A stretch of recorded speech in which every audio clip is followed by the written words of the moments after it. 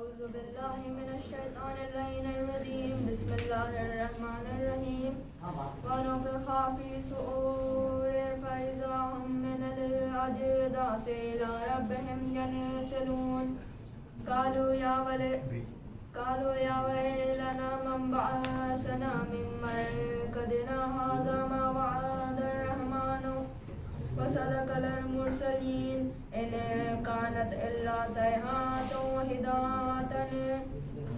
فإذا هم جميع لدينا محضرون فاليوم لا تظلم نفس شيئا ولا تجزون إلا كنتم تعملون إن أصحاب الجنات اليوم في شغل فاكهون هم وأزواجهم في ظلال على الأرائك متكئين لهم فيها فاكهة ولهم ما يدعون سلام قولا من ربهم رحيم ومتعنا زورا يوم أيامهم مجرمين ألم أعهد إليكم يا بني آدم ألا تعبدوا الشيطان إنه لكم عدو مبين صدق الله العلي العظيم.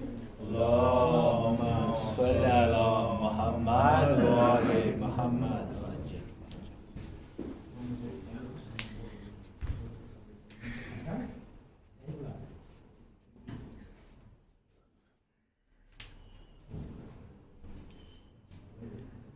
فاتحة. بسم الله الرحمن الرحيم.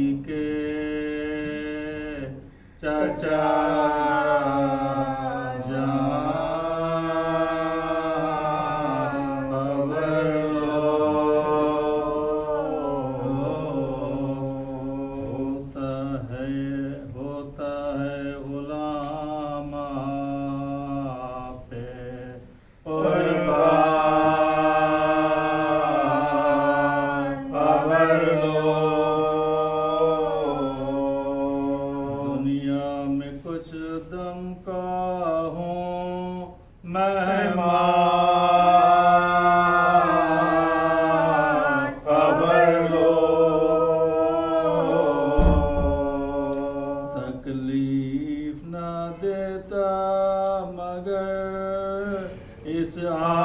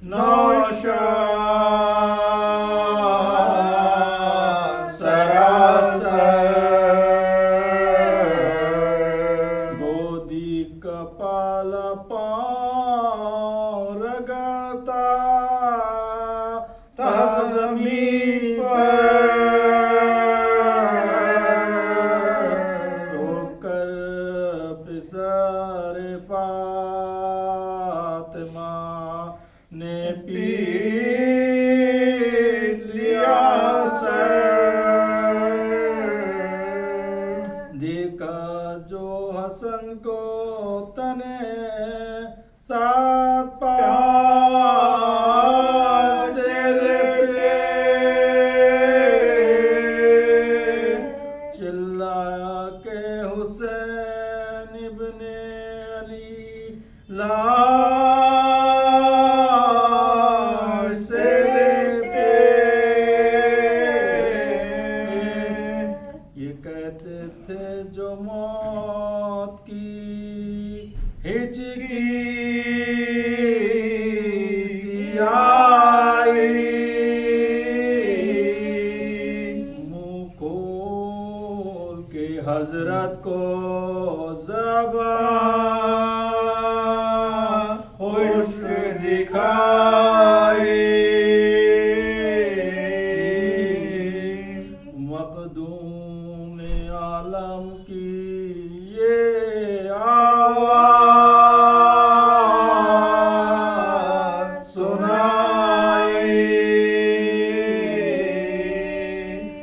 میں ساقی کوثر ہوں تیرے واسطے لائی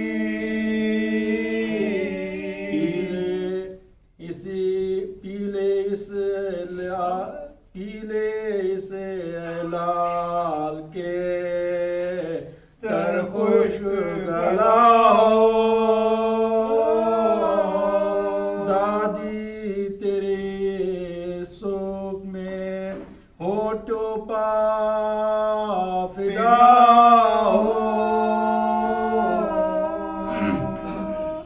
ڈیوڑی سے جو خیمے میں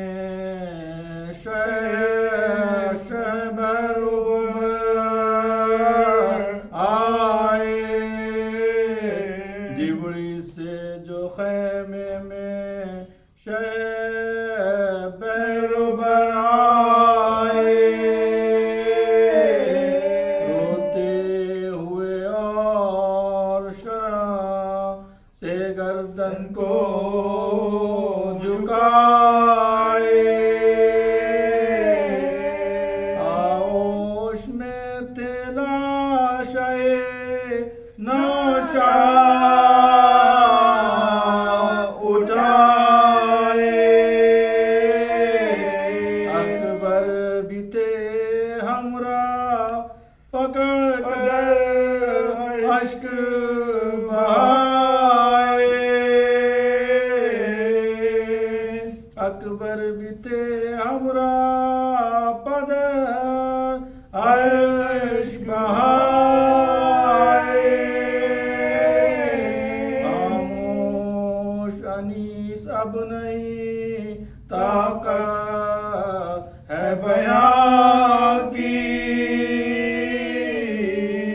حالت کہوں کس منہ سے شاہ کون و مکان کی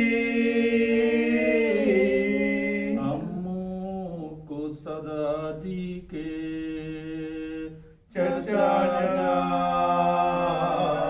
خبر لو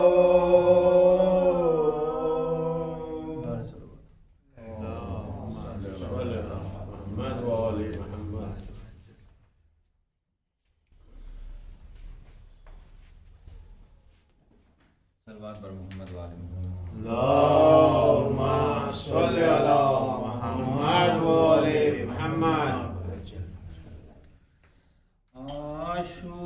عاشور کی شب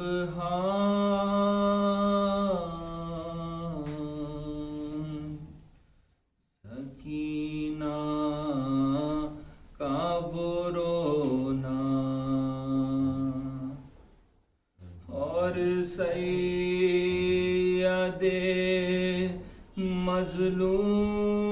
مظلوم کا بیٹی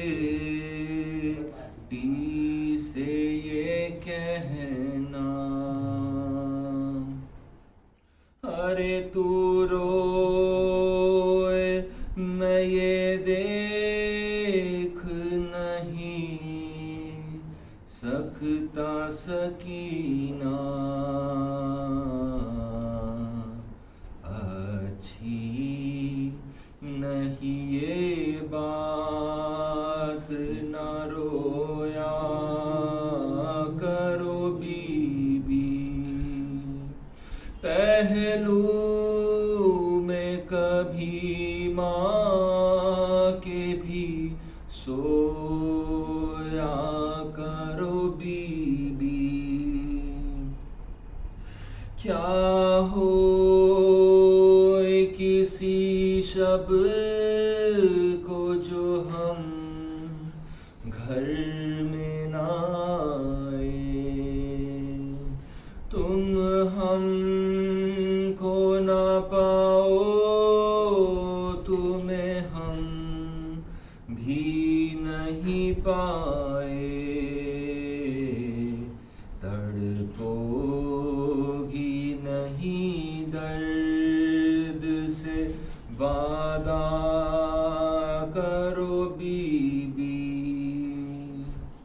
ارے بیٹھا کرو کچھ دیر چراغوں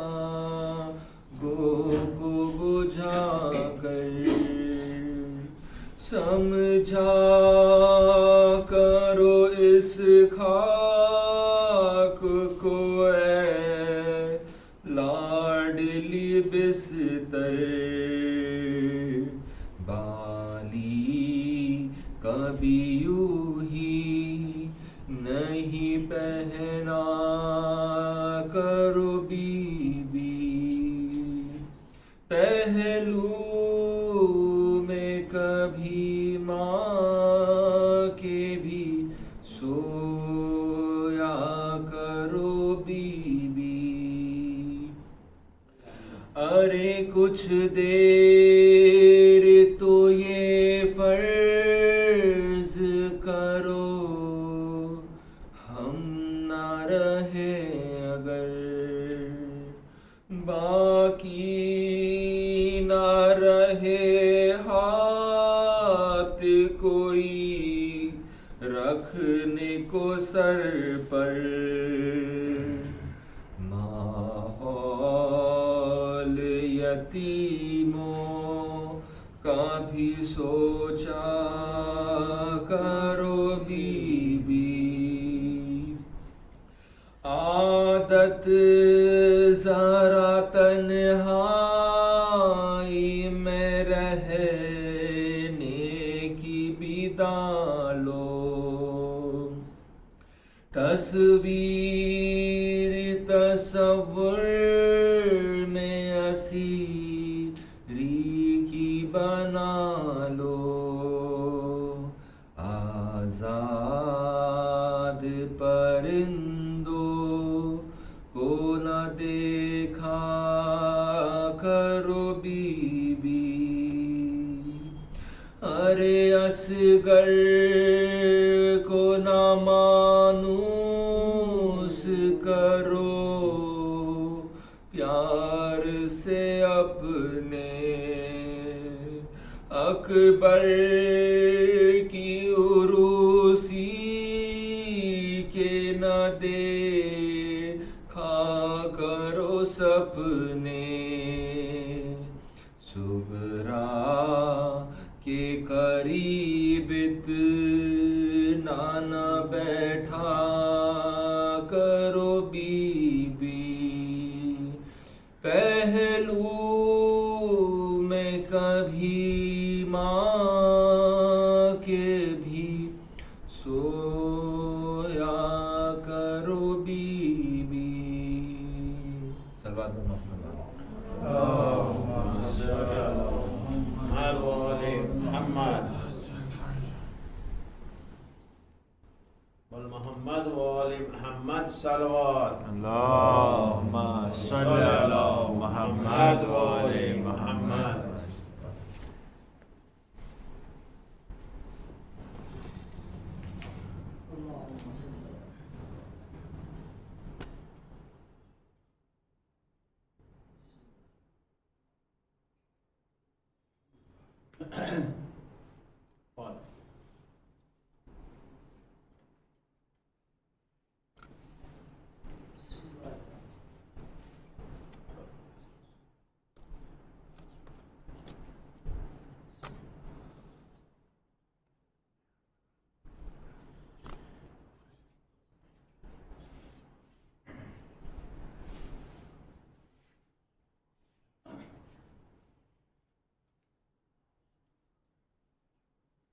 حول ولا قوة إلا بالله العلي العظيم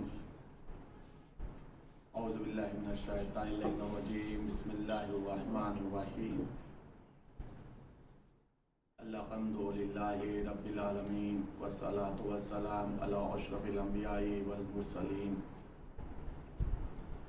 سيدنا ونبينا وشفيع ذنوبنا وطبيب نفوسنا مولانا مولى الكونين امام المشرقین والمغربین جد الحسن والحسین حبیب الہ العالمین ابی القاسم محمد اللهم صل على محمد وآل محمد وعلى آل بیتہ الطیبین الطاہرین المعصومین المظلومین المنتخبین المنتجبین اما بعد فقد قال الله تبارك وتعالى في القرآن الكريم وهو أصدق القائلين وقوله الحق بسم الله الرحمن الرحيم والعصر إن الإنسان لفي خسر إلا الذين آمنوا وعملوا الصالحات وتواصوا بالحق وتواصوا بالصبر صلوات اللهم صل على محمد وآل محمد عزیزان گرامی، عزادار امام مظلوم کربلا عشر اولا آپ حضرات سماعت فرما رہے ہیں اور عشر اولا لگ بھگ آدھا ختم ہو گیا، لیکن موضوع نامکمل ہے ابھی تک۔ ہماری گفتگو سورہ والعصر کے ذیل میں عقیدہ اور عمل کے موضوع کے تحت ہو رہی ہے، اور میرا اپنا ماننا یہ ہے، اور شاید آپ لوگ اس بات کی تصدیق بھی کریں گے اور ہمارے اس فکر سے شاید متفق بھی ہوں گے، شاید ہمارے نظریے کی آپ تائید بھی کریں گے کہ مجلس حسین سے اچھا کوئی پلیٹ فارم ہے ہی نہیں جہاں پر عقیدہ مستحکم ہو جائے۔ اگر یہاں پر عقیدہ مستحکم نہ ہوا، یہاں پر ہم نے عقیدے کو نہیں سمجھا، یہاں سے ہم نے درس اعمال نہیں لیا، یہاں سے ہم نے اس بات کو نہیں سمجھا کہ حقیقت توحید کیا ہے، حقیقت عدل کیا ہے، حقیقت نبوت کیا ہے، عقیدہ ولایت و امامت کیا ہے، معاد اور قیامت کیا ہے، تو پھر دنیا کی کوئی یونیورسٹی نہیں ہے جو ہمیں عقیدہ سمجھا سکے،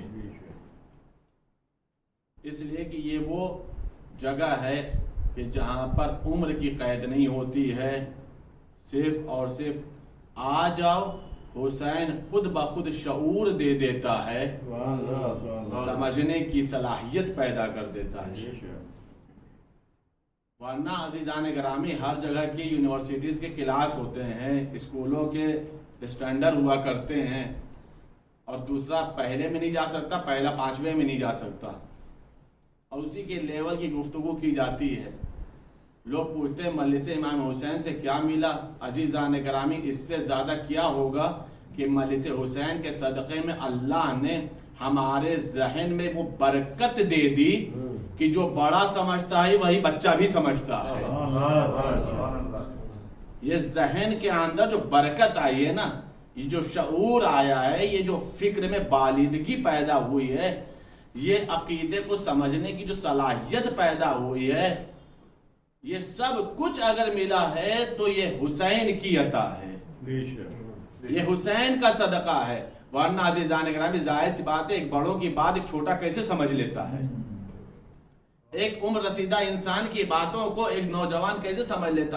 یہ سمجھنا خود اس بات کی دلیل ہے کہ اس کے ذہن میں صلاحیت نہیں تھی، یہ حسین کی فرش عزا کی برکت تھی جو ذہن میں حسین نے صلاحیت پیدا کر دی۔ ایک صلوات پڑھتے پر محمد و آل محمد۔ اللهم صل على محمد وآل محمد۔ اور فرمان عزیزان گرامی، اس لیے اس سے اچھا کوئی پلیٹ فارم ہے ہی نہیں، اس سے اچھی کوئی درسگاہ نہیں ہے جہاں سے ہم اپنے عقیدے پہ دلائل کو قائم کریں اور اپنے عقائد کو مستحکم کر لیں، اپنے اعمال کو صحیح انداز سے بجا لا سکیں۔ اس سے اچھا کوئی درسگاہ ہے ہی نہیں، کوئی جگہ نہیں ہے کہ جہاں سے اتنے حسین میسج مل جائے، اتنا خوبصورت کلاس لگ جائے اور ہر ایک اس چیز کو سمجھنے کی اپنے اندر شعور پیدا کر لے۔ غور فرما عزیزان گرامی، ہماری گفتگو چل رہی تھی 2 روز سے توحید کے مسئلے کے اوپر، اور میں نے یہ عرض کیا تھا کہ توحید جب تک نہیں سمجھ میں آئے گی، عقیدہ وجود پروردگار جب تک سمجھ میں نہیں آئے گا، جب تک ہم توحید کی معرفت حاصل نہیں کر سکتے، اس وقت تک نبوت، ولایت، امامت، عدل پروردگار اور قیامت وغیرہ کو نہیں سمجھ سکتے۔ اس لیے کہ عدل کا تعلق توحید سے ہے، نبوت اسی نے مبعوث کیا ہے، اماموں کو اسی نے بھیجا ہے، قیامت کے اندر جسٹس وہی کرے گا، فیصلہ وہی سنائے گا، ججمنٹ اسی کا ہوگا۔ تو یہ ساری کی ساری چیزیں منحصر ہیں اسی عقیدہ توحید کے اوپر۔ اگر عقیدہ توحید خالص ہو جائے گا، عقیدہ توحید مستحکم ہو جائے گا، تو ہم خود بخود عدل پروردگار کو سمجھ لیں گے، نبوت سمجھ میں کسی حد تک آ جائے گی، امامت کسی حد تک سمجھ میں آ جائے گی، اور ظاہر سی بات ہے قیامت سمجھنا نہیں ہے، قیامت کو برپا ہونا ہے، قیامت میں مشہور ہونا ہے، قیامت میں دیکھا جائے گا کون کیا کرتا ہے اور کون کیا لے کر کے آیا۔ یہ ساری کی ساری چیزیں توحید کے اوپر ہیں عزیزان گرامی، سب کا انحصار توحید کے اوپر۔ توجہ چاہ رہا ہوں، کسی بھی خبر کے لیے، میری گفتگو یہی سے شروع ہو رہی ہے، کسی بھی خبر کے لیے، کسی بھی چیز کی گواہی کے لیے شریعت میں صرف 2 گواہ یا زیادہ 4 گواہ ہیں۔ شریعت کا جو مسئلہ ہے فروع دین میں، کسی بھی چیز کی گواہی کا جب مسئلہ آتا ہے تو 2 یا زیادہ سے زیادہ 4۔ چاند نکلا کہ نہیں نکلا، 2 عادل گواہی نے دے دیا، مسئلہ طے ہو گیا۔ قتل ہوا یا نہیں ہوا، 2 نے گواہی دے دی، مسئلہ طے ہو گیا۔ توجہ چاہ رہا ہوں، یعنی شریعت کے کوئی بھی احکام، کوئی بھی قوانین کا جو مسئلہ 2 یا زیادہ 4 کا مسئلہ تھا، زنا کا جو مسئلہ تھا اس میں 4 کے معاملے آ جاتے ہیں گواہی کے۔ توجہ چاہ رہا ہوں، 2 یا 4 کا مسئلہ، 2 کے اوپر سب شریعت کا قانون سمجھ میں آ جاتا ہے۔ 2 نے گواہی دے دی، چاند نکل گیا۔ عقیدہ توحید سمجھا رہا ہوں عزیزان گرامی، 2 نے گواہی دے دی، چاند نکل گیا، سب نے مان لیا، پورا عالم اسلام نے مان لیا کہ ہاں چاند نکل گیا، سب نے قبول کر لیا، کوئی پوچھتا بھی نہیں ہے کہ تم نے دیکھا تھا یا نہیں دیکھا تھا۔ بھائی غور پر، ویسے تو چاند کی بحث ہر مہینے میں ہوتی بھی نہیں ہے، صرف ایک ہی تاریخ میں بہت زیادہ بحث ہوتی ہے، لیکن عزیزان گرامی صرف اور صرف 2 نے گواہی دے دی، پورا عالم اسلام قبول کر لیتا، ہر فرقہ قبول کر لیتا، ہاں چاند ہو گیا، کوئی پوچھتا نہیں ہے گواہی کون دی ہے، کس نے دیا ہے، عادل تھا یا نہیں تھا، 2 نے دے دیا، مسئلہ تو جب شریعت میں عادل کی گواہی ہے۔ توجہ چاہ رہا عزیزان گرامی، کسی بھی مسئلے کو طے کرنے کے لیے 2 کی گواہی کافی ہے۔ اب بھی لوگوں کو عقیدہ توحید سمجھ میں نہیں آیا، اللہ نے توحید کی گواہی کے لیے، توحید کو سمجھانے کے لیے 2 پیغمبر نہیں بھیجے، 1,24,000 پیغمبر آئے ہیں۔ 1-2 کے کہنے سے سب مان لیتے ہیں۔ آدم آئے، انہوں نے نماز روزے کا مسئلہ بعد میں رہا ہوگا، نوح آئے، شریعت بعد میں بیان کی گئی ہوگی، ابراہیم، موسیٰ، عیسیٰ جو بھی آئے سارے کے سب نے شریعت بعد میں بیان کی، پہلے یہی کہا ہے لا الہ الا اللہ، کوئی خدا نہیں ہے، صرف ایک اللہ کے ہے۔ عزیزان گرامی، نہ جانے کائنات کے انسانوں کو کیا ہوا ہے کہ 2 کی گواہی پہ سب مان لیتے ہیں، 1,24,000 معصوم پیغمبر،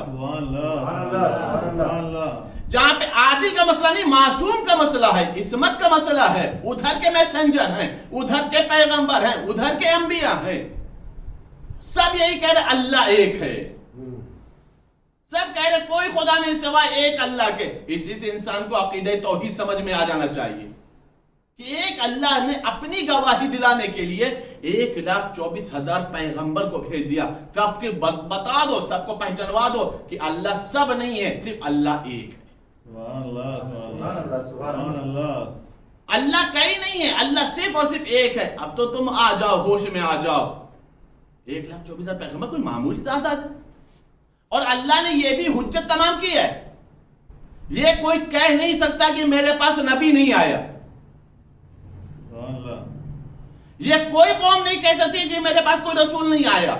قرآن کہہ رہا ہے انما انت منذر ولکل قوم ہاد.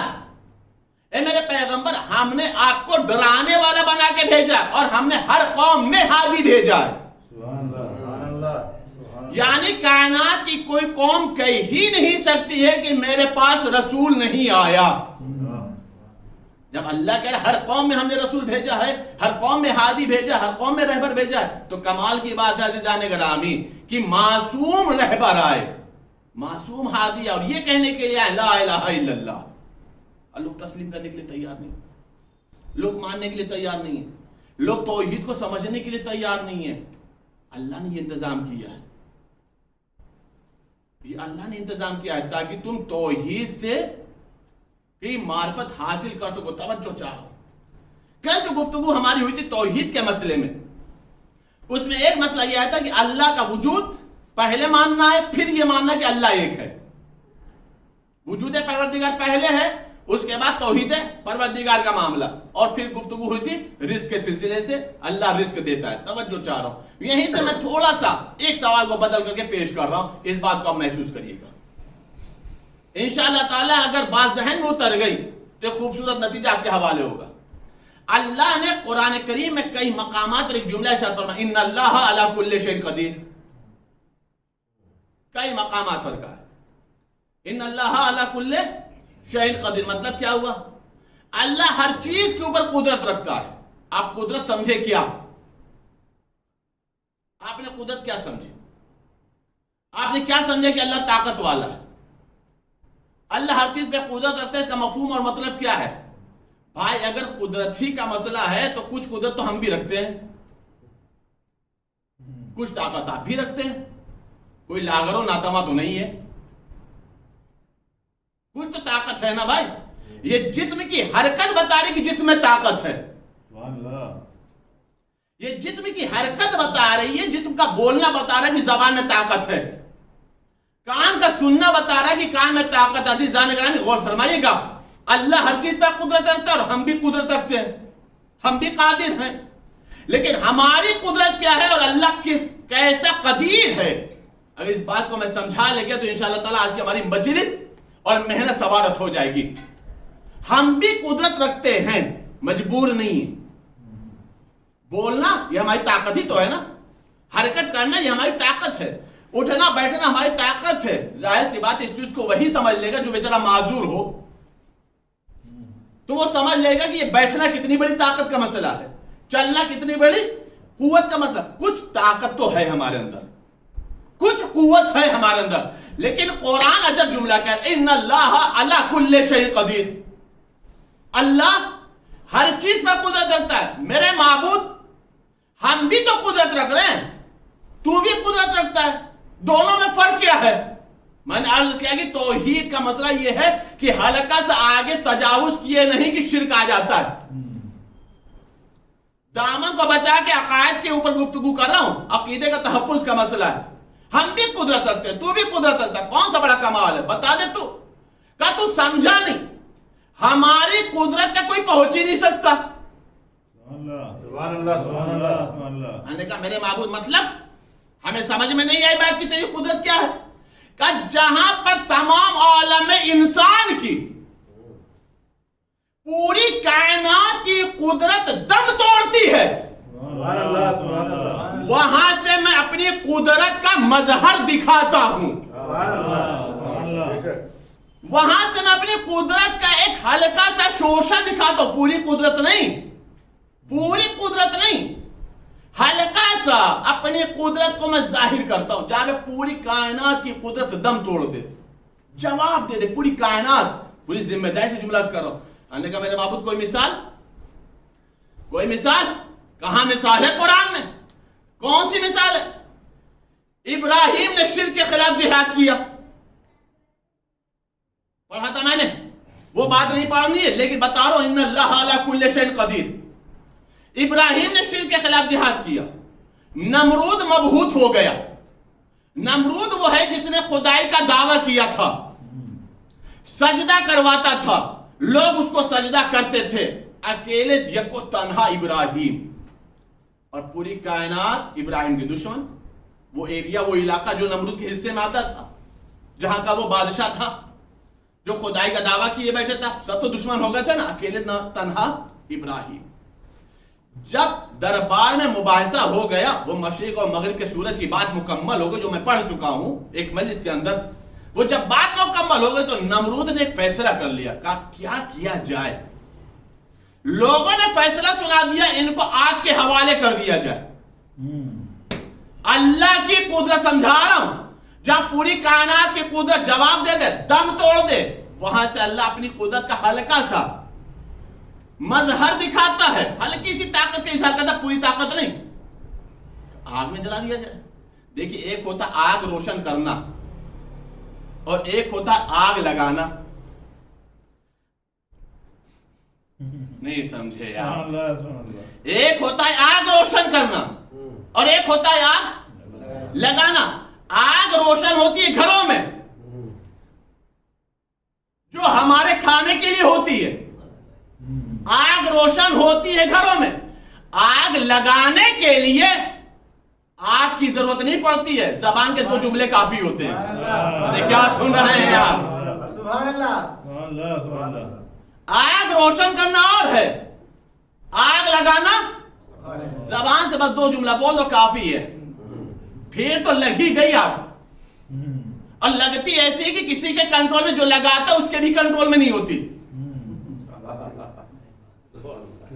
اس سے آسان میں تبلیغ نہیں کر سکتا بھائی, زبان پیار اتنا اچھا تو میں نہیں بول پاؤں گا. توجہ چاہتا ہوں, ایک ہوتا ہے آگ روشن کرنا اور ایک آگ لگانا. یہاں پر نہ آگ روشن کرنا نہ آگ لگانا ہے, یہاں آگ جلانا ہے. ارے اردو ادب ہے بھائی, اردو کی یہ لطافت ہے, میں سمجھا دوں, اللہ کرے تو اس بات کو آپ محسوس کریے گا. ایک ہے آگ روشن کرنا, میں نے سمجھا دیا. ایک ہوتا ہے آگ لگانا, اس کے لیے ماچس کی ضرورت نہیں پڑتی ہے. اور ایک ہوتا ہے آگ جلانا, یہاں آگ جلانے کا مسئلہ ہے. آگ جلانے کا مسئلہ, کہ آگ ایسی جلاؤ, اتنا زیادہ آگ بھڑکی, اتنے زیادہ اس کے شعلے بلند ہوئے کی تاریخ بتا رہی کہ پرندہ بھی پرواز نہیں کر سکتا تھا. پرندہ بھی پرواز نہیں کر سکتا. ایک ابراہیم کو جلانے کا مسئلہ تھا, ایک ابراہیم کو جلانے کا مسئلہ تھا. اللہ کی قدرت بتا رہا ہوں عزیزان گرامی, اللہ کی قدرت سمجھا رہا ہوں. ایک ابراہیم, جب آگ جل گئی, بھڑکنے لگی, شعلے بلند ہونے لگے, تو اب تاریخ یہ بتا رہی کہ پھینکا کیسے جائے, آگ میں ڈالا کیسے جائے, آگ کے حوالے کیسے کیا جائے. جس نے جلایا تو اس کے بھی کنٹرول میں نہیں. پھر کہا منجنیق میں رکھ کر کے ڈال دو, منجنیق میں رکھ کر کے آگ کے حوالے کر دیا گیا. پورے ملائکہ میں تلاطم مچا تھا, سارے فریاد کر رہے تھے, میرے معبود ایک ہی تو تھا بندہ تیرا, ایک ہی تو تیرا بندہ تھا جو توحید کی دعوت دے رہا تھا, اسے بھی نمرود کے حوالے کر دیا. تو اجازت دے دے کہ ہم جائے بچا لے. توحید سمجھے گا, قدرت سمجھا رہا ہوں اللہ کی, کہ جاؤ, اگر میرا بندہ تم سے مدد مانگ لے, اگر میرا بندہ اگر میرا بندہ تم سے مدد مانگ لے, جا کے کر دو. آگے جبریل, اللہ کا حاجتن یا خلیل اللہ, کوئی حاجت ہے خلیل اللہ کا ہے, لیکن تم سے نہیں, خالق سے ہے, مخلوق سے نہیں, معبود سے ہے, عابد سے نہیں, مسجود سے ہے, ساجد سے نہیں, کائنات کے مالک سے ہے, تسبیح پڑھنے والوں سے نہیں. کہا جس سے اسی سے مانگ لو. کہا اسی کے نام کی تبلیغ کر رہا تھا, لا الہ الا اللہ وہی کہلوانے کے لیے بھیجا تھا. اگر اس کی مرضی ہے جلا دینا, میں جلنے کے لیے تیار. اس کی مرضی ہے اگر بچا لینا تو وہ خود بچا لے گا, کہنے کی ضرورت نہیں. سبحان اللہ. اگر اس کی مرضی بچانا ہے تو میں کہوں گا نہیں, بچا لے گا. عزیزان گرامی, فرشتہ واپس چلا آیا, میرے معبود نہیں مان رہا, ابراہیم ہے آگ کے حوالے, آگ بھڑک رہی, شعلے بھڑک رہے. اب کسی کے اندر طاقت نہیں ہے جو ابراہیم کو بچا سکے. اللہ کی قدرت سمجھے گا عزیزان گرامی.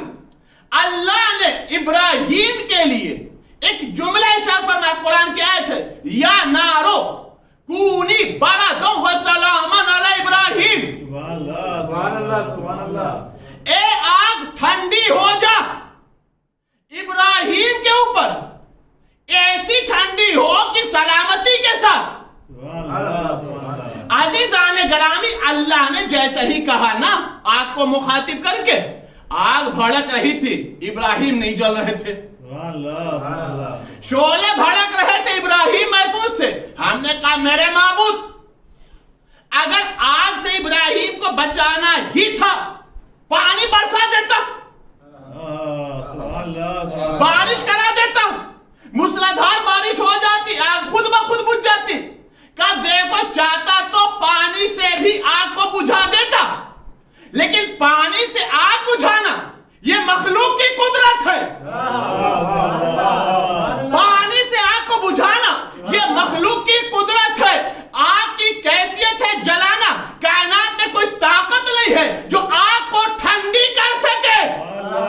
میں نے آگ کو ٹھنڈی کر کے بتایا. دنیا والوں یاد رکھو, جہاں پر تمہاری قدرتیں دم توڑتی ہیں وہاں سے میں اپنی طاقت کا اظہار کیا کرتا ہوں. ایک صلوات پڑھو پر محمد و آل محمد.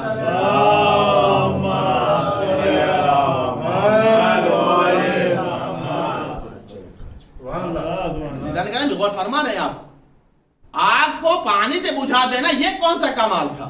یہ تو تمہارے ہاتھ میں بھی ہے, یہ تمہاری قدرت ہے, یہ تمہاری طاقت ہے. لیکن آگ کی کیفیت جلا دینا, آگ کی کیفیت گرم ہو جانا, آگ بھڑکتی رہے اور ٹھنڈی ہو جائے, ٹھنڈی ہو جائے, اور ایسی ٹھنڈی ہو کہ ابراہیم پر سلامتی رہے. عزیزان گرامی, اس واقعے نے ایک چیز ہمیں سمجھائی. جو یہ کہا جاتا ہے کہ تم علی علی کیوں کرتے ہو, در اہل بیت سے متمسک کیوں ہو, اپنے آپ کو اہل بیت سے وابستہ کیوں کیے ہو, یہ چیز تو ہمیں ابراہیم نے سمجھایا. سبحان اللہ سبحان اللہ سبحان اللہ. انشاءاللہ کوئی خاموش نہیں رہے گا. کہ ہوا کیا کہ اللہ نے آیت میں جملہ کہا, یا نارو کونی بردن و سلاما علی ابراہیم, اے آگ ٹھنڈی ہو جا ابراہیم کے اوپر سلامتی کے ساتھ. تو بچنا کسے تھا؟ اے کیا سن رہا ہے آپ, محفوظ کسے ہونا تھا؟ آگ سے بچنا کسے تھا؟ ابراہیم کو. لیکن اب پوری تاریخ اٹھا کر کے دیکھ لیں, کہ اسی کی تفسیر اٹھا کے دیکھ لیں, صرف ابراہیم ہی کو آگ نے نقصان نہیں پہنچایا, صرف ابراہیم ہی محفوظ نہیں رہے. جو ابراہیم نے لباس پہنا تھا, جو ابراہیم نے لباس پہنا ہوا تھا, اس لباس کو بھی آگ نے نقصان نہیں پہنچایا. عزیزان گرامی, بات سمجھ میں آئی؟ اگر معصوم سے لباس متمسک ہو جائے تو لباس آگ سے بچ جاتا ہے. اسی لیے ہم اپنے وجود کو اہل بیت سے متمسک کیے ہوئے ہیں, تاکہ اہل بیت ہمیں جہنم سے بچا لے. ایک صلوات پڑھو پر محمد و آل محمد.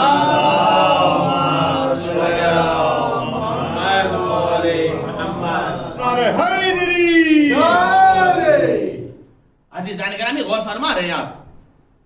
تو یہ ہے پہلا مسئلہ کہ قدرت, جہاں پر سب کی قدرت ختم ہو جاتی ہے وہاں پہ اللہ اپنی قدرت کا ہلکا سا شوشہ دکھاتا ہے. پوری قدرت نہیں, اتنی جتنی ضرورت ہے.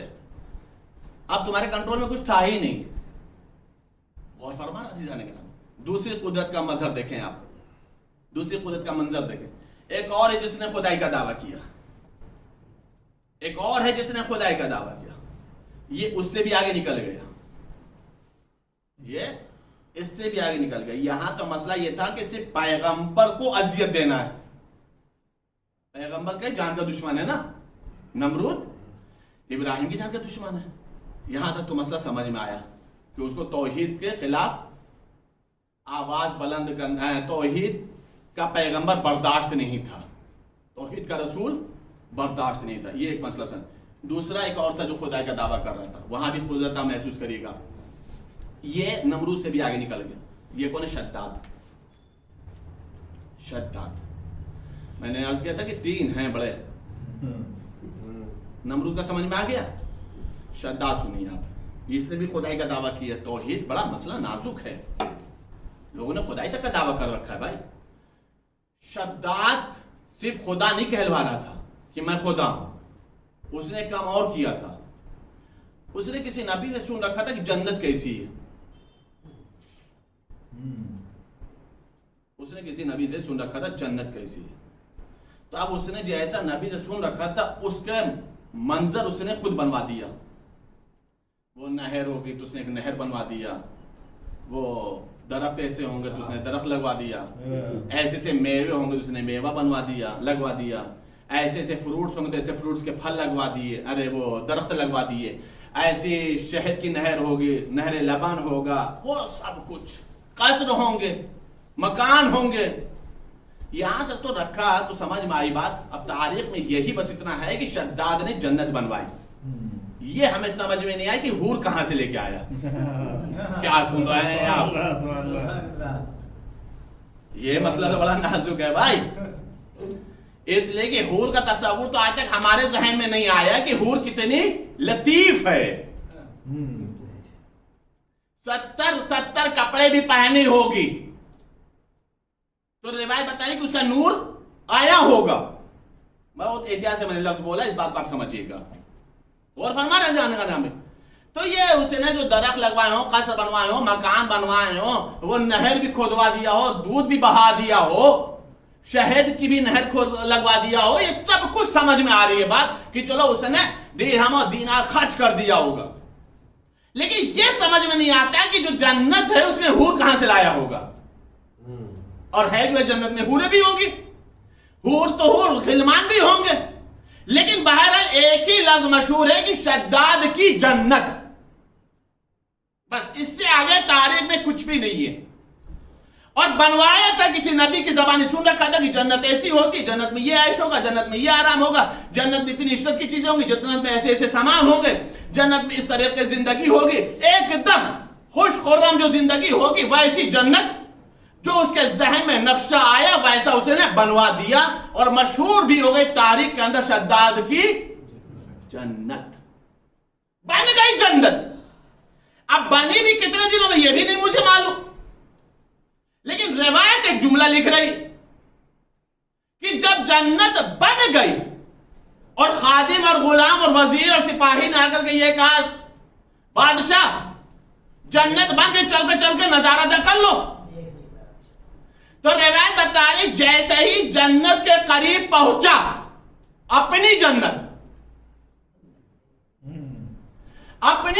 के करीब जैसे ही पहुंचा, अल्लाह जो हर चीज पे कुदरत रखता है,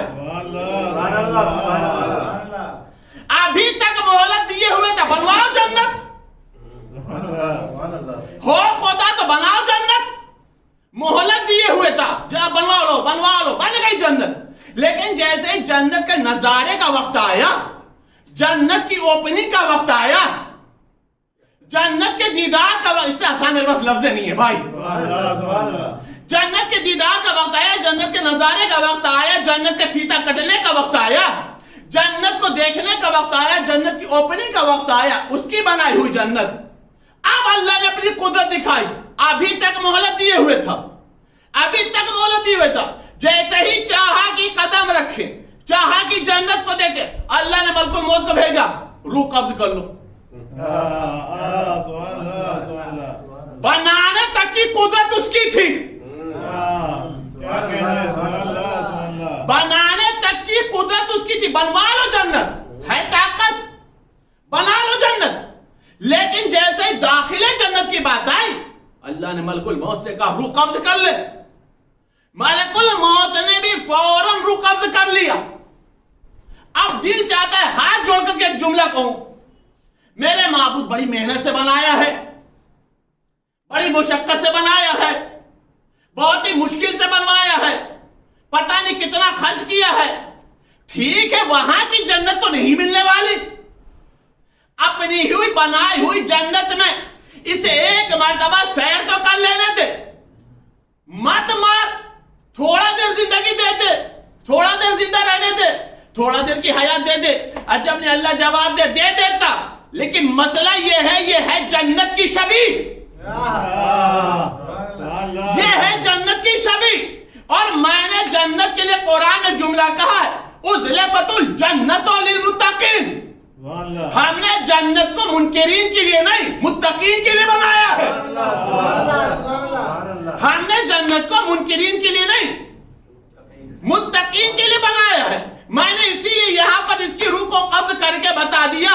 دنیا والوں یاد رکھو، جب میرا منکر شبیہ جنت میں نہیں جا سکتا تو حقیقی جنت میں کہاں سے جائے؟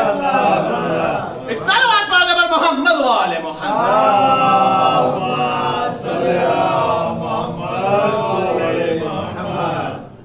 عزیزان گرامی غور فرمانا. اگر یہاں تک بات آپ کو پہنچے تو ایک جملہ عرض کر رہا ہوں، انشاءاللہ تعالیٰ کوئی بھی خاموش نہیں رہے گا. اس بات کو آپ محسوس کریے گا. بجائے انسان کے متکبر ہونے کے، بجائے انسان کے تکبر اختیار کرنے کے، بجائے انسان کے اپنے مزاجی اعتبار سے فرعون بننے کے، مزاجی اعتبار سے آج کوئی فرعون کہلواتا نہیں ہے. اور کری کا سیزن ہے، آج کوئی اپنے آپ کو خدا کہلواتا نہیں ہے، لیکن مزاجن سب کے اندر شاید انا پائی جاتی ہے. انا سمجھ میں آتا، میں ہوں، یہ انانیت ہے. میں ہوں، یہ انانیت ہے. یہ مزاجن انسان فرعون بن جاتا ہے. توجہ چلو سیزن ہے، بجائے اس کے کہ انسان مزاجن فرعون بنے. قسم خدا کی خطابت کا جملہ محسوس کریے گا، اور بہت بڑا جملہ، بہت بڑی نصیحت، بہت بڑا پیغام بھی ملے گا. انشاءاللہ کوئی خاموش نہیں رہے گا. بجائے اس کے کہ انسان مزاجن اپنے اندر غرور پیدا کرے، اپنے اندر تکبر پیدا کرے، اپنے اندر انانیت پیدا کرے، قسم خدا کی ایک مرتبہ وہ مزاجن اللہ کا مخلص بندہ بن جائے. دیکھیں میں نے بہت احتیاط سے جملہ کیا ہے.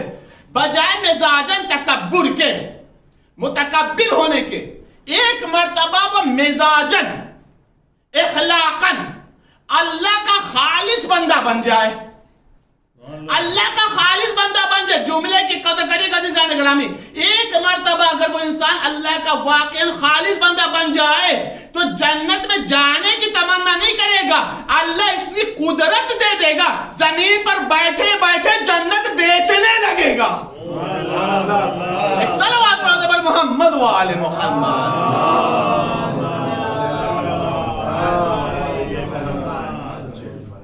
مزاجن اگر اللہ کا مخلص بندہ بن جائے. بہلول نبی رسول امام نہیں تھے. بہلول نبی رسول امام معصوم نہیں تھے، اللہ کے مخلص بندے تھے. انانیت نہیں تھی. مزاجن متکبر نہیں تھے، مزاجن مخلص بندے تھے. تو جنت میں جانے کی تمنا نہیں کرتے تھے، بیٹھے بیٹھے زمین پر جنت بیچا کرتے تھے. اچھا یہ اگر عمل غلط ہوتا نا تو معصوم پر حق تھا کہ ٹوکتے. معصوم پر حق تھا کہ ٹوکتے، چونکہ چھٹے امام کا دور تھا. چھٹے امام تو تھے نا موجود. ساتویں امام تھے. ہارون رشید کا دور ساتویں امام تھے. ساتویں امام کو کہنا چاہیے تھا ہارون رشید اے بہلول یہ تم کیا کر رہے ہو، جنت اللہ کی تم کون ہوتے بیچنے والے. ہوتا ہی نہیں تھا. لیکن معصوم کا کہیں لب کشائی نہیں ہے. مولا نے کہیں جملہ نہیں بولا ہے. کوئی ایسے فرمودات مولا کے نہیں کہ جہاں پہ مولا نے بہلول کو ٹوک دیا ہو. کیوں؟ اس لیے کہ ان کے اندر مزاجن مخلص تھے. ایسے بندے تھے جیسے اللہ چاہتا ہے. معصوم تو معصوم کی بات ہے. معصوم کے دروازے سے انسان وابستہ ہو جائے اور اپنے اندر معصومانہ صفت پیدا کر لے تو اللہ اسے یہ اختیار، قدرت اور طاقت دے دیتا ہے. اور فرمانا عزیزان گرامی، تو یہ ہے اللہ کی قدرت کہ جس نے خدائی کا دعویٰ کیا کیا ہوا، اس کے سامنے اللہ نے جنت بنائی جنت تھی، اس کے ہاتھ کی بنائی ہوئی جنت تھی، اس کے ارادے پہ بنی ہوئی جنت تھی. لیکن اللہ کو یہ پسند نہیں آیا کہ جو میرا منکر ہو وہ داخل جنت ہو جائے. ایک چیز اور ہے عزیزان گرامی، کائنات کا واحد خالق ہے اللہ. واحد خالق ہے اللہ. کائنات کو خلق اللہ ہی نے کیا، کوئی نہیں ہے. خالق کائنات کہا ہی جاتا ہے. پوری کائنات کا خالق و مالک ہے اللہ. جو کچھ بھی زمین کا ذرہ ذرہ سے لے کر یہ آسمان کا عالیشان شامیانہ ہی کیوں نہ ہو, یہ سب کچھ اللہ کے خالق ہونے کی دلیل ہے. لیکن عزیزان گرامی, جیسے کل کی مجلس میں میں نے ایک جملہ عرض کیا تھا کہ چھٹے امام کے دور میں امام ابو حنیفہ کو دیدار پروردگار نہیں سمجھ میں آیا تھا. چھٹے امام کے دور میں جیسے دیدار پروردگار نہیں سمجھ میں آیا تھا, اسی طریقے سے چھٹے امام کے زمانے میں ایک مسئلہ خالق کا بھی آیا تھا. خالق کا بھی آیا تھا. ایک شخص اس نے شیشی کے اندر مٹی پانی ڈال دیا, زمانے تک مٹی سڑتی رہی, اور جب زمانے میں مٹی سڑ گئی کچھ زمانے تک تو ظاہر سے اس میں مکوڑے پیدا ہو گئے, کیڑے پیدا ہو گئے. اور جب کیڑے مکوڑے پیدا ہو گئے شیشی کے اندر, سڑی ہوئی مٹی میں تو ہو جاتے ہیں نا, جب کیڑے مکوڑے پیدا ہو گئے تو دعویٰ کر دیا اس نے ان مکوڑوں کا خالق میں ہوں. بتائیے چھٹے امام کا دور ہے, چھٹے امام کا دور ہے. جیسے کل کی تقریب میں نے بتایا تھا کہ دیدار پروردگار تک لوگوں کو ابھی سمجھ میں نہیں آیا تھا کہ اللہ کا دیدار نہیں ہو سکتا. ابھی تک لوگوں کو یہ سمجھ میں نہیں آیا کہ بندہ خالق نہیں ہو سکتا. ابھی تک لوگوں کو یہ سمجھ میں نہیں آیا کہ بندہ خالق نہیں ہو سکتا. بندہ تو خود پیدا ہوا ہے, بندے کو تو خود پیدا کیا گیا. کمال کی بات تھی. جیسے ہی کہا کہ ان مکوڑوں کا خالق میں ہوں, لوگوں نے اس کے خالق ہونے کا اقرار کر لیا. تاریخ ہے یہ, ہاں تو ہی خالق ہے, تو ہی نے اس کو پیدا کیا ہے, تو ہی نے اس کو وجود دیا ہے.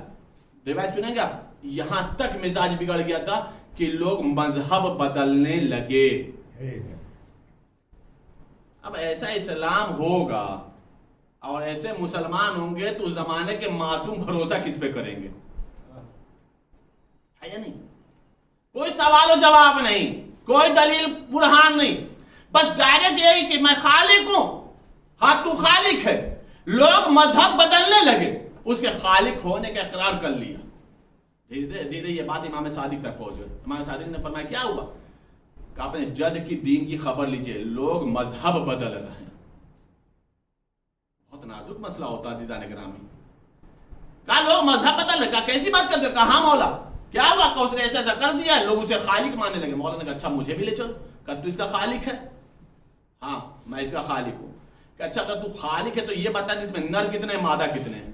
سبحان اللہ سبحان اللہ سبحان اللہ.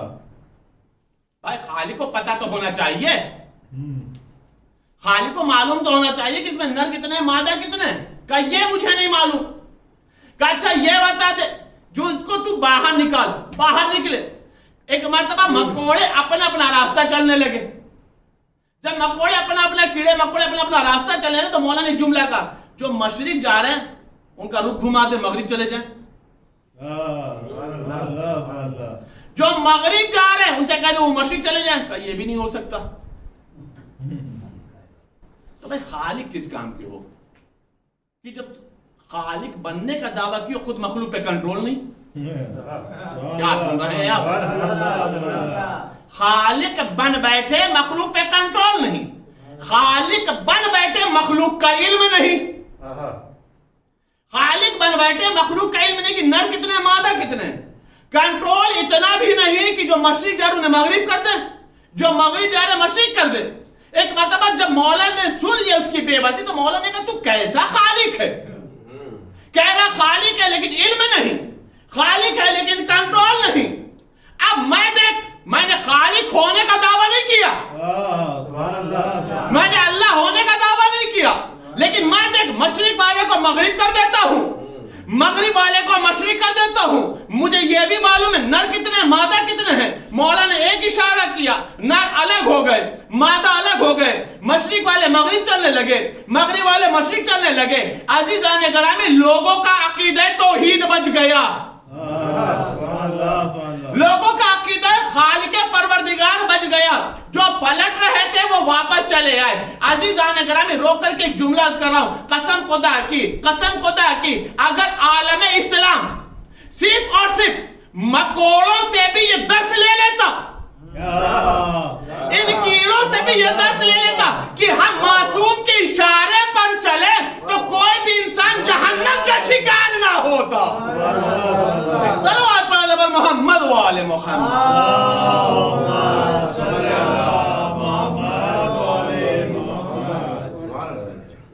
اللہ ان کیڑے مکوڑوں سے بھی درس لے لیتا کہ ہم معصوم کے اشارے پر چلیں، معصوم کے رخ پر چلیں، معصوم ہمیں جدھر لے جانا چاہ رہا ادھر لے کے چلیں، تو قسم خدا کی پورا عالم اسلام مولا علی کی ولایت کو تسلیم کر لیتا، سبحان اللہ اہل بیت کو تسلیم کر لیتا۔ یہ نہ تسلیم کرنے کا مین سبب یہی ہے کہ لوگ ایک سے ویسے الٹے سیدھوں کے اشاروں پہ خوب چلے، معصوم کے اشاروں پر نہیں چلے، معصوم کی پیروی نہیں کی۔ اگر معصوم کی پیروی کیا ہوتا، معصوم کی بات مانی ہوتی تو عزیزان گرامی کربلا نہ ہوتے، کربلا نہ ہوتی۔ کربلا ہوئی اسی لیے ہے کہ معصوم کی بات نہیں مانی گئی۔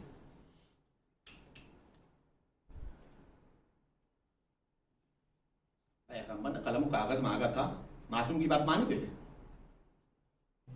نہیں مانی گئی۔ زہرا نے باغ فتق مانگا، معصومہ کی بات مانی گئی؟ نہیں مانی گئی۔ علی نے اپنا حق خلافت مانگا، مانی گئی؟ نہیں مانی گئی۔ امام حسن علیہ السلام نے صلح کی شرط لکھی، صلح کی شرائط مانی گئی؟ نہیں مانی گئی۔ اگر معصوم کی بات اپنے اپنے زمانے میں مان لی گئی ہوتی عزیزان گرامی تو کربلا نہ ہوتی۔ یہ کربلا ہوئی اسی لیے ہے کہ انسان کے مزاج میں ہے کہ ہم سب کی بات مانیں گے، نہ اللہ کی مانیں گے نہ معصوم کی بات مانیں گے۔ جنہوں نے نہیں مانا وہی لوگ معصوم کے قاتل بن گئے۔ معصوم کے قتل حادثہ نہیں ہے کربلا، پورا ایک پلان ہے۔ سے اگر آپ تاریخ کو جوڑیں نا تو اس کا بہت بڑا سرا نظر آتا ہے، بہت سارے ایسے گوشے نظر آتے ہیں جو آج بھی تاریخ کے اوپر پردہ پڑا ہوا ہے کہ قاتل حسین ہے کون۔ عزیزان گرامی، دھیرے دھیرے محرم گزر رہا، عشر اللہ آدھا ختم ہو گیا، 10 محرم بھی آ جائے گی نا تو حق گریہ نہیں ادا ہونے والا۔ 2 مہینہ 8 دن کے بعد بھی ہم یہی کہتے ہیں کہ مولا حق گریہ ادا نہیں ہوا، یہی کہتے ہیں۔ اس لیے جس کے لیے امام زمانہ یہ کہتے ہوں کہ میں خون کے آنسو روں گا تو ہمارے آنسو وہ کیا حق ادا کر پائیں گے؟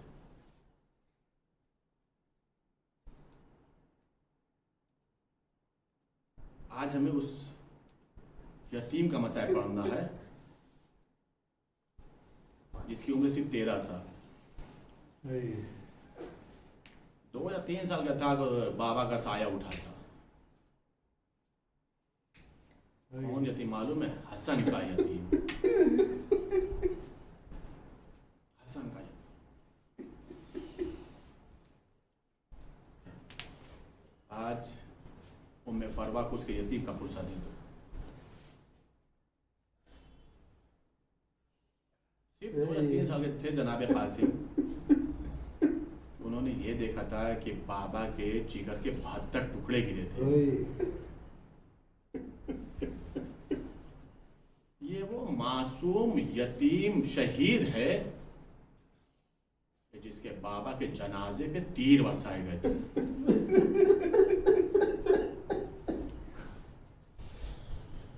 مجھے نہیں معلوم کہ زینب کا دل کتنا مضبوط، اور زینب کی صابرہ شہزادی کا نام ہے۔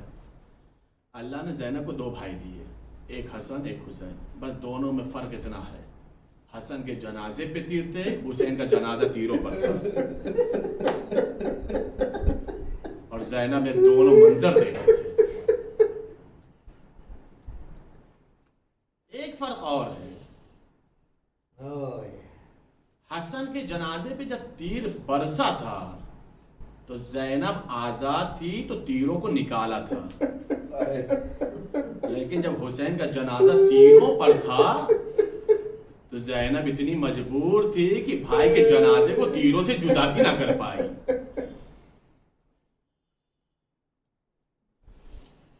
جس وقت امام حسن کی شہادت ہوئی تھی تو شہادت سے پہلے 2 یا 3 سال کے جو جناب قاسم تھے ان کے بازو پر امام حسن نے ایک تعویذ باندھی اور ایک جملہ کہا تھا، میرے اللہ جب بہت بڑی مصیبت آئے راہ حل نہ ملے تو اس تعویذ کو کھول کر پڑھ لینا،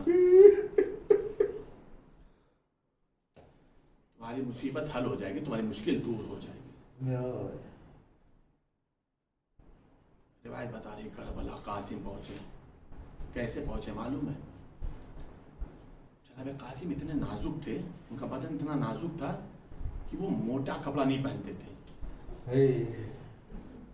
بالکل ملائم کپڑا، باریک کپڑا پہنتے تھے، پہلا۔ دوسرا مسئلہ ہے کہ جناب قاسم کا بدن اتنا نازک تھا، جسم اتنا نازک تھا کہ کچھ بھی ان کے جسم پر بیٹھتا تھا تو قاسم کو برداشت نہیں ہوتا تھا۔ مدینے سے کربلا تک قاسم گھوڑے پر نہیں آئے تھے، ماں کی محمل میں آئے تھے۔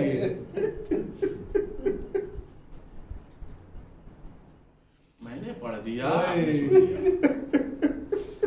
جس قاسم کے جسم پر کوئی بھی چیز بیٹھ جائے برداشت نہ ہو، اس قاسم کے جسم پر جب گھوڑے دوڑے ہوں گے،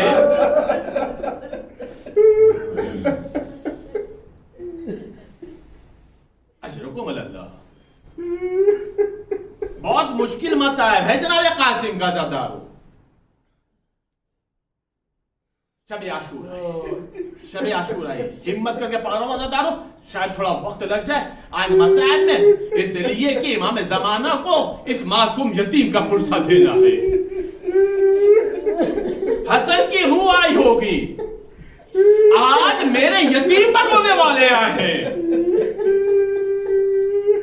اللہ ان آوازوں پر رحمت نازل کرے، ان آنکھوں پر رحمت نازل کرے جو قاسم کے نام پر روتی ہیں۔ سنو گے عزادارو، تھوڑا مسائل زیادہ ہو جائے گا، لیکن عزادارو یتیم تو پہلے سے ہے، وہ رونے میں بخل نہ کرنا، اس کے حق کا آنسو قاسم کو ضرور دے دینا۔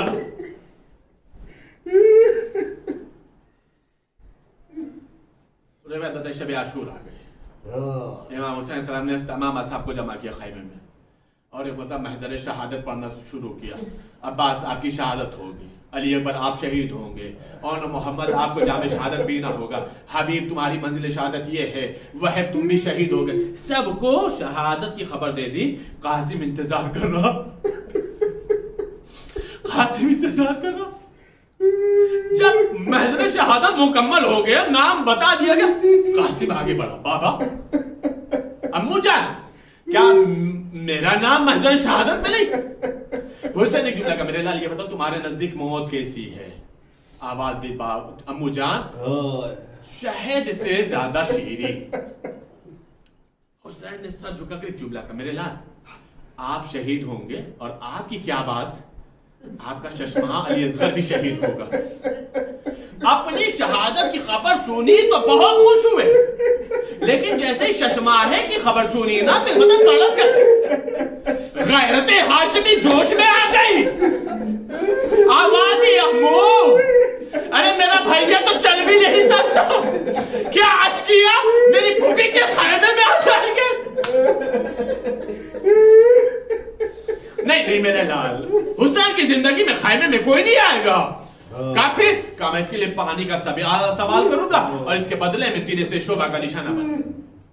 سننا زیادہ روایت بتا رہی کہ جب حسین اصحاب سے خطاب کر چکے، ایک مرتبہ عباس ہے، علی اکبر ہے، سننا زیادہ تھوڑا سا ٹائم لگے گا، تھوڑا سا دیر ہو جائے گی، معاف کرنا، لیکن جناب قاسم کا مسائل سن لو۔ روایت بتا رہی کہ جناب عباس جناب علی اکبر ایک خیمے میں ہے، جناب عباس تلوار کو سیکل کر رہے تھے، تلوار کو سیکل کرتے کرتے علی اکبر نے دیکھا چچا جان خیریت تو ہے؟ کہا ہاں، کل تو مجھے اپنے جنگ کے جوہر دکھانے، اس لیے کہ میرے بابا نے مجھے کربلا کے لیے مالا۔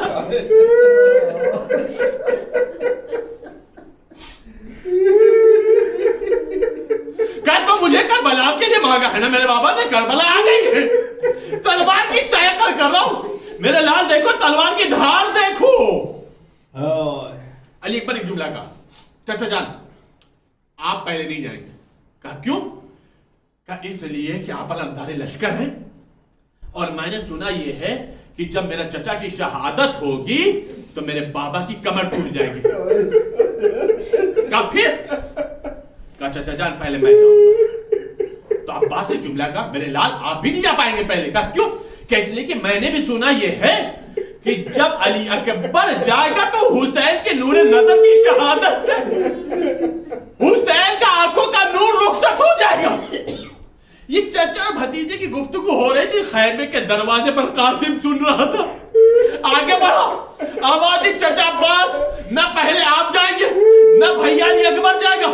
کہا پھر کون جائے گا؟ کہا میں جاؤں گا. کہا میرے لال کیوں؟ کہا اگر آپ جاؤ گے تو امو کی کمر ٹوٹے گی, اکبر جائے گا آنکھوں کا نور جائے گا, میں یتیم ہوں.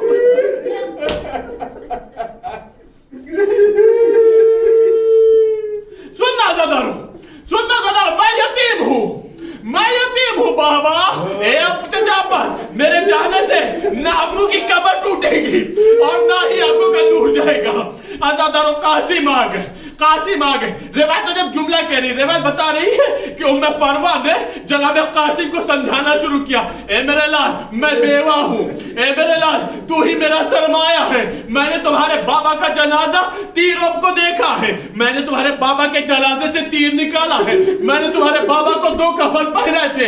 اے میرے لال, اے میرے لال کل صبح شہادت کو اپنے آپ کو حسین پہ قربان کر دینا. ایک بتا سنو گے عزادارو قاسم نے جواب کیا دیا. قاسم کہتے یہ ہے اماں جنازہ جب دوبارہ گیا تھا تو دفن ہو گیا, جنازہ سلامت تھا. یہ قاسم آپ سے وعدہ کر رہا ہے جائے گا ضرور لیکن اس کا جنازہ سلامت نہیں ہے. بس ازادہ میں تمام ہو رہی ہے. روایت بتائے صبح عاشور نمودار ہوئی, صبح عاشور نمودار ہوئی. جناب قاسم کو اجازت نہیں مل رہی تھی, بابا کے نام یاد آیا. روایت بتا رہی ہے, روایت بتائے ام فروہ دیکھتی یہ ہے کہ جناب قاسم گھٹنے پر سر رکھ کر آنسو بہا رہے تھے. جناب قاسم گھٹنے پر سر رکھ کر آنسو بہا رہے تھے. قاسم گھٹنے پر سر رکھ کے آنسو بہا رہے تھے. ام فروہ پوچھا میرے لال خیریت؟ امو اجازت نہیں دیتے. کہا میرے لال تمہارے بابا نے اپنی شہادت کے وقت ایک تعویذ باندھا تھا اور کہا تھا جب آخری وقت ہوگا کوئی مصیبت آئے گی تو اس تعویذ کو کھول کے پڑھ لیں تمہیں راہ حل مل جائے گا. میرے لال تعویذ کھولو, اس سے بڑی مصیبت کیا ہے؟ تعویذ کو کھولا, آنکھوں سے لگایا, لبوں پہ بوسہ دیا. جملہ سنو گے تعویذ میں کیا لکھا تھا؟ اے میرے لال قاسم جب تمہارا چچا, جب تمہارا امو حسین پیاسا ہو, اکیلا ہو, نرغہ اعضا میں ہو, میرے لال میں نہ رہوں گا, میری جگہ تو ناصر بن جانا, میری جگہ پر اپنے آپ کو حسین پہ قربان کر دینا. اس لیے کہ میرا بھیا پیاسا ہے, میرا بھیا عالم غربت میں ہے, اکیلا ہے, تنہا ہے. اس کی نصرت سے پیچھے نہ ہٹنا. پہنچ گئے. چچا جان بھیا کی تحریر پڑھ لیجیے, اپنے بھائی کی تحریر کو دیکھا. ایک جملہ کا میرے لال یہ بھائی کی تحریر ہے یا یہ شہادت کا اذن ہے؟ جا میرے لال خدا حافظ. روایت بتا رہی زیرہ پہنا رہے تھے, زیرہ پہنا, زیرہ بڑی تھی, زیرہ بڑی تھی. قاسم کی عمر تھی 13 سال. جناب قاسم نے دیکھا کہ ایک زیرہ نہیں ہٹی, دوسری زیرہ نہیں ہٹی, تیسری زیرہ نہیں ہٹی. جملہ کا امو جان زیرہ ہٹا دیجیے, میں بغیر زیرہ کے جاؤں گا. امو جان مجھے گھوڑے پر بیٹھا دیجیے. گھوڑے پر بیٹھانا ضرور, لیکن بیٹھانے سے پہلے کام کیا حسین نے پتہ کیا کیا؟ امامے کے دونوں سرے کو کھول دیا, گریبان کو چاک کر دیا. اس منظر کو ماں نے دیکھ لیا, ماں تڑپ گئی. آقا ابھی تک کسی مجاہد کے ساتھ آپ نے یہ نہ کیا, میرے لال کے ساتھ امامے کے تحت لینا کیوں کھولا, گریبان کو کیوں چاک کیا؟ سنو کیسا تھا. مولا حسن نے کیا جواب, مولا حسن نے کیا جواب دیا کہ ام فروہ یہ جو چیز میں نے کیا ہے نا یہ عالم میں یتیموں کی نشانی ہے, یہ عالم میں یتیموں کی نشانی ہے. میں نے امامہ کھول دیا, گریبان چاک کر دیا ہے تاکہ شاید یہ اشکیا اسے یتیم سمجھ کر کسی سیراب کر دے. مجلس تمام ہو گئے. بس ایک منظر, 2 منظر, مجلس تمام ہو گئے. روایت بتا رہی حسن کا یتیم پہنچا ارزاق شامی کے لڑکے کو واسل جہنم کیا. خود ارزاق شامی جب آیا تو 1000 جوانوں کے برابر تھا. عزادارو جیسے ارزاق شامی آیا ہے نا, حسین نے آسمان کی طرف دیکھا اور ایک جملہ کہا, میرے معبود تجھے معلوم ہے یہ 1000 کے برابر ہے اور میرا قاسم 3 روز کا بھوکا, میرا قاسم 3 روز کا بھوکا پیاسا ہے. اے میرے معبود میرے قاسم کو فاتح بنا دے. روایت بتا رہی قاسم نے یا علی کہہ کے ایسا وار کیا کہ ارزاق شامی واسل جہنم ہو گیا. عزادارو پیسے ساتھ کے سب مل کر کے حملہ کرو. اب جب سب نے مل کر کے حملہ کیا نا تو حسن کا یتیم سنبھل نہ سکا, گھوڑے سے زمین پر آیا, آواز دی امو میرا آخری سلام قبول کرو. عزادارو ادھر سے حسین چلے, ادھر سے عباس چلے, قاسم بیچ میں پڑے تھے. روایت بتا رہی ادھر کے گھوڑے ادھر کے گھوڑے ادھر. جب گھوڑے کی ٹھاپیں پڑتی تھی تو قاسم کے سینے سے آواز آتی تھی یا اللہ. بس عزادارو مجلس تمام ہو گئے, یا اللہ بس. عزادار روایت بتا رہی حسین اس وقت پہنچے ہیں جب قاسم زندگی میں پامال ہو گیا تھا. ایک مرتبہ حسین نے اپنی ابا کو بچھایا, لاشیں کے ٹکڑوں کو اکٹھا کیا, کٹری کو باندھا, پشت پہ رکھا, خیمے کے دروازے پر ام فروا تیرا بیٹا آ گیا. ایک مرتبہ ام فروا نکلی, ایک جملہ کہا اے آقا ارے میرے بیٹے کا لاشا کہاں. حسین نے کٹری کو کھولا, لاشے کے پامال ٹکڑوں کو دکھایا. ام فروا نے ایک جملہ کہا اے میرے نہار ارے تو نے اپنا وعدہ پورا کر دیا. اے میرے نہار تیرے بابا کا جنازہ تو آیا لیکن تیرا پامال لاش.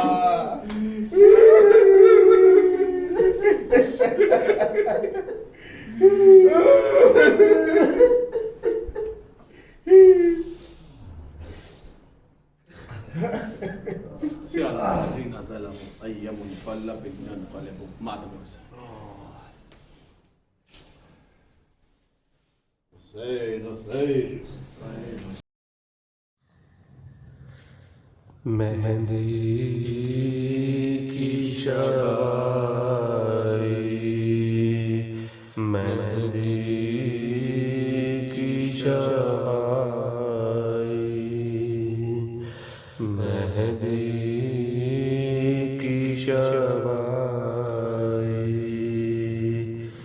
یہ خوش خبری مادر قاسم نے سنائی. مہندی کی شب آئی, مہندی کی شب آئی. لو بیویوں خوش ہو میری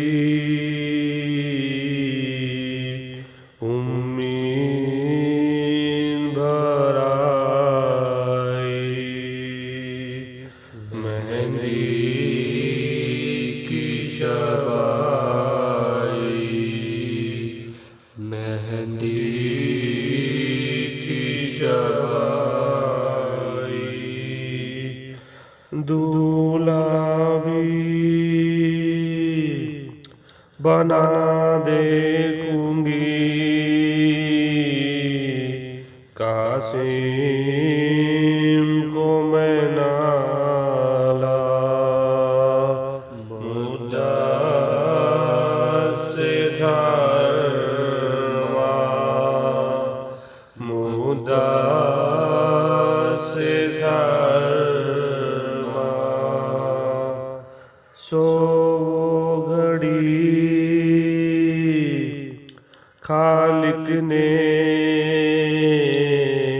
مجھے آج دکھائی مہندی کی شب آئی مہندی کی شب آئی مہندی کی شب آئی اے لوگو بتاؤ کہ میرا حال برا ہے، یہ ماجرا کیا ہے، یہ ماجرا کیا ہے۔ جس نے یہ سنا، جس نے یہ سنا، اشکوں سے آنکھوں اس کی بھر آئی، مہندی کی شب آئی، مہندی کی شب آئی۔ قاسم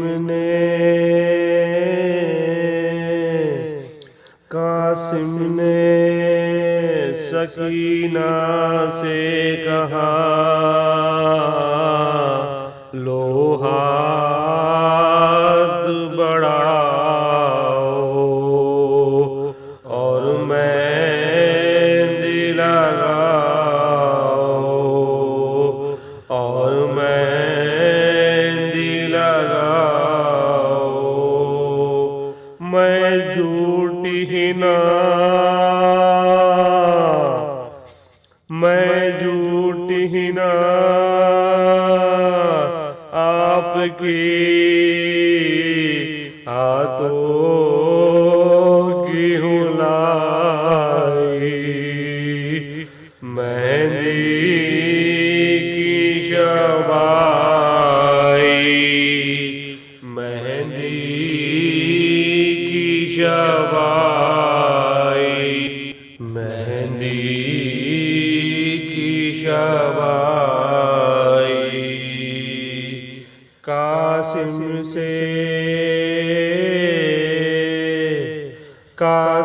سے کہا، مادرے قاسم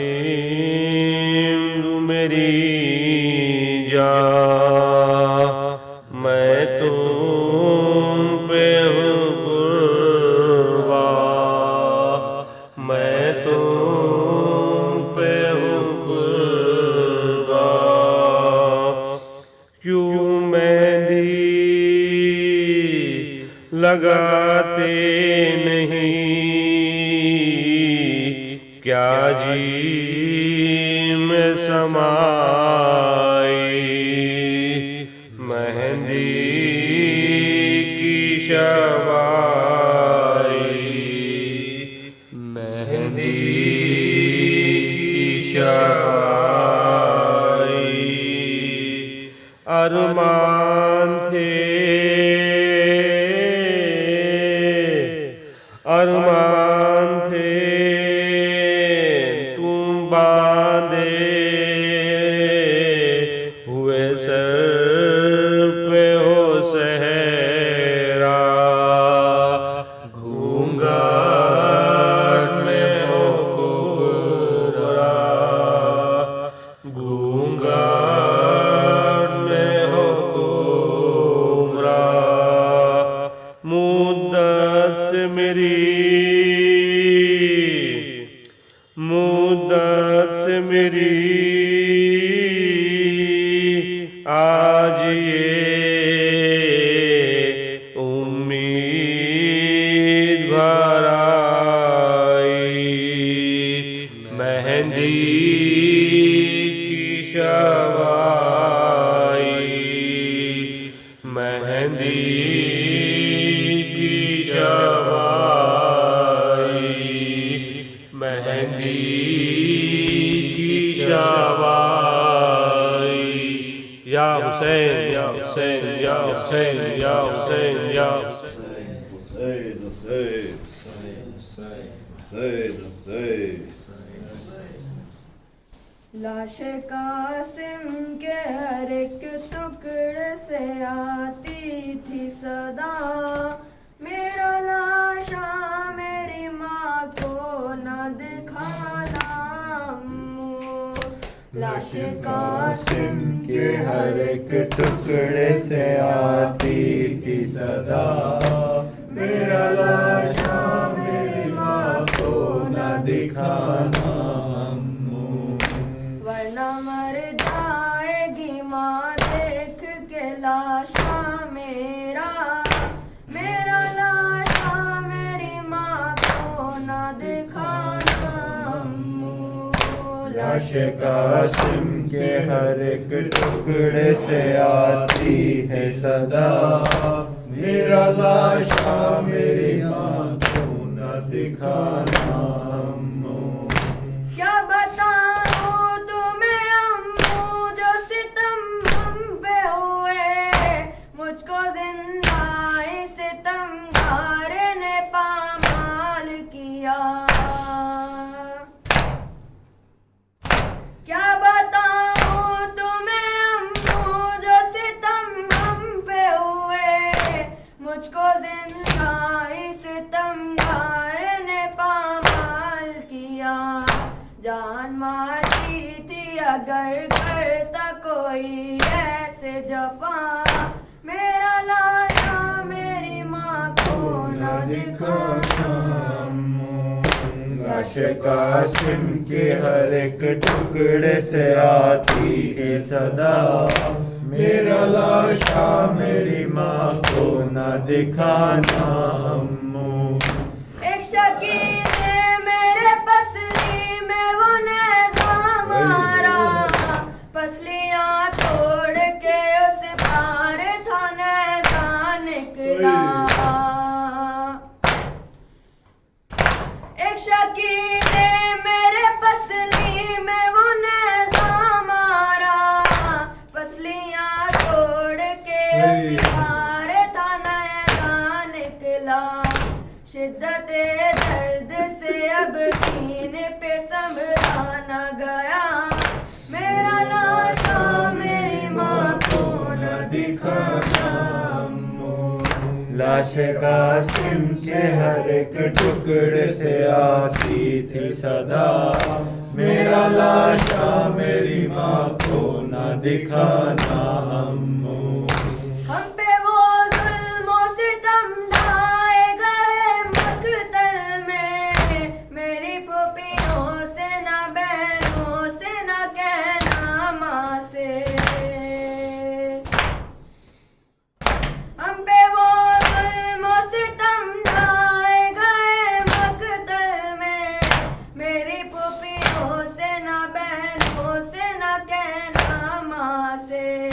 शिद्दत गम से न फट जाए कलेजा सबका, मेरा लाशा मेरी माँ को न दिखाना अम्मू। लाश कासिम के हर एक टुकड़े से आती थी सदा, मेरा लाशा मेरी माँ को न दिखाना अम्मू। एक वसीयत मेरी कर देना चचा मादर से, कैसे हो तेरे आऊं कर वो बला में आके। एक वसीयत मेरी कर देना चचा मादर से, कैसे हो तेरे आऊं कर वो बला में आके। एक शम्माए मेरी कब्र पे रोशन करना, मेरा लाशा मेरी माँ को न दिखाना अम्मू। लाश कासिम के हर एक टुकड़े से आती थी सदा, मेरा लाशा मेरी माँ को न दिखाना अम्मू।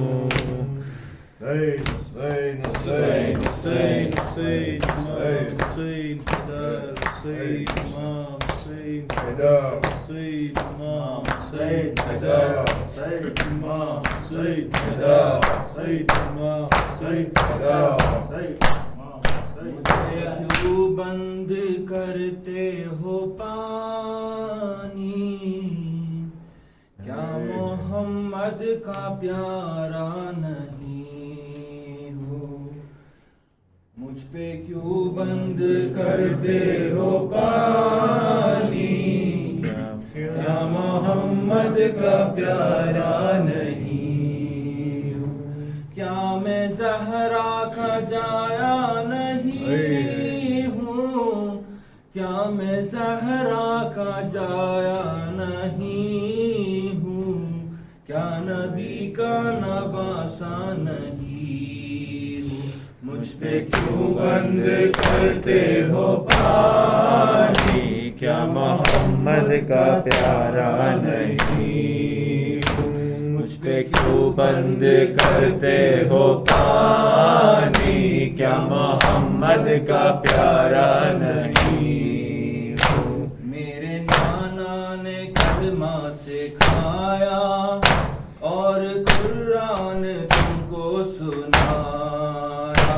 میرے نانا نے کلمہ سکھایا اور قرآن تم کو سنایا. کیا میں نانا کا سایہ نہیں ہوں؟ کیا میں نانا کا سایہ نہیں ہوں؟ کیا میں نانا کا سایہ نہیں ہوں؟ کیا نبی کا نواسا نہیں ہوں؟ مجھ پہ کیوں بند کرتے ہو پانی؟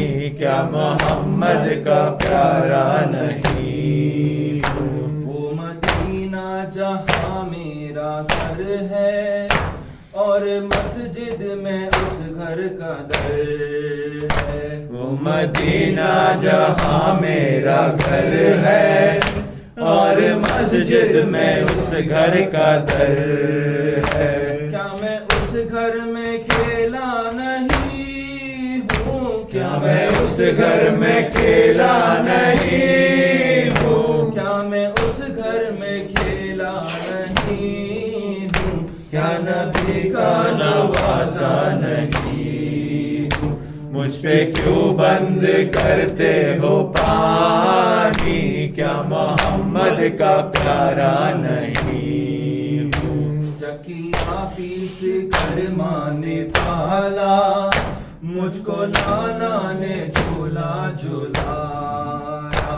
چکیا پیس کر ماں نے پالا مجھ کو نانا نے جھولا جھولایا. اپنا بچپن میں بھولا نہیں ہوں. اپنا بچپن میں بھولا نہیں ہوں. اپنا بچپن میں بھولا نہیں ہوں. کیا نبی کا نواسا نہیں ہوں؟ مجھ پہ کیوں بند کرتے ہو پانی؟ کیا محمد کا پیارا نہیں ہوں؟ مجھ پہ کیوں بند کرتے ہو پانی؟ کیا محمد کا پیارا نہیں ہوں؟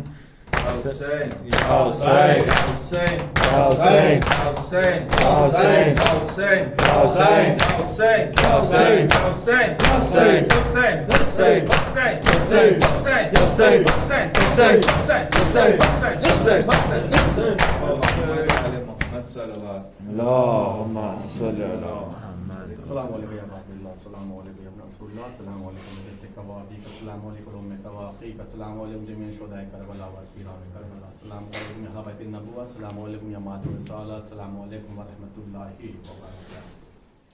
السلام علیکم یا غریب الغربہ. السلام علیکم یا سلطان العرب والعجم. السلام علیکم یا حسن یا علی بن موسی رضا. السلام علیکم ورحمۃ اللہ وبرکاتہ.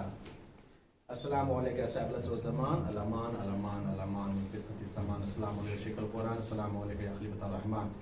السلام علیکم یا امام زمان حاضر جل اللہ تعالی فرجک وسائل اللہ تعالی مخرجک وزعبورک وجعلنا من عوانک وانصارک ورحمۃ اللہ وبرکاتہ. بسم اللہ الرحمن الرحیم. اللہم کل ولیک حجت ابن الحسن صلواتک علیہ وعلی آبائہ فی هذه الساعة وفي كل ساعة وليا وحافظا وقائدا وناصرا ودليلا وعينا حتى تسكنه أرضك طوعا وتمتعه فيها طويلا. امام حسین کے قاتلوں پہ بے شمار